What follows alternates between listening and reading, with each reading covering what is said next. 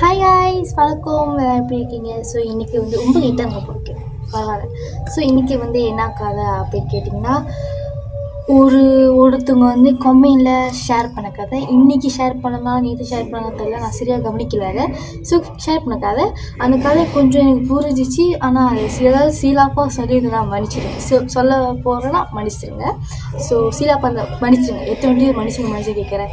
So இன்றைக்கி வந்து பயந்துட்டேன், சரி விடுங்க. ஸோ இன்றைக்கி வந்து ஒரு கதை கமெண்டில் ஷேர் பண்ண கதை. என்ன அப்படி கேட்டிங்கன்னா, ஒரு அக்கா இருக்காங்க.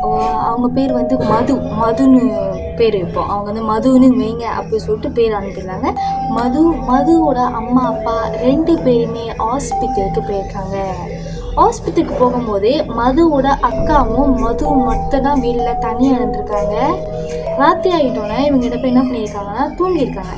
சரி தூங்குவோமே அப்படின்னு சொல்லிட்டு மது அக்காவும் படுத்து தூங்கும் போது மது வந்து சைடில் ஓரத்தில் படுத்துருக்காங்க, காற்று சீட்டு படுத்துருக்காங்க. பக்கத்தில் அக்கா படுத்து தூங்கிட்டு இருக்கும்போது மது காதில் யாரோ அழுகிற சத்தம் கேட்குது. அந்த சத்தம் அந்த சத்தம் வந்து ஆக்சுவலி மதுக்கு மட்டும்தான் கேட்குது, அக்காவுக்கு எதுவுமே கேட்கல.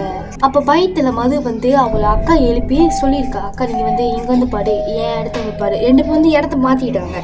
அக்கா வந்து மது படுத்திருக்கிற இடத்துக்கு வந்துட்டாங்க, மது அவள் படுத்திருக்கிற இடத்துல வந்து அக்கா இடத்துக்கு வந்துட்டாங்க. 2 பேரும் பிரித்து படுத்து லைக் இடம் மாறி படுத்திருக்காங்க. படுத்திருக்கும் போது மறுபடியும் மது காதில் அந்த சத்தம் கேட்குது, அழுகிற சத்தம் கேட்குது.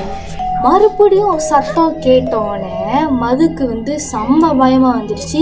அந்த சத்தம் வந்து மதுக்கு மட்டும்தான் கேட்குது, அக்காவுக்கு அறவே கேட்கல. இந்த விஷயம் வந்து யார் வந்து காது சீட்டு வந்து அழுந்தா, யார் அவள் பக்கத்தில் உட்காந்துருந்தா கூட அவளுக்கு தெரியல. அந்த விஷயம் ஒரு கேள்விக்குறியாக தான் இருக்குது. ஸோ இதுதான் அந்த குட்டி கதை. ஸோ இன்னொரு கதை வச்சுருக்கேன், கேட்குறீங்களா?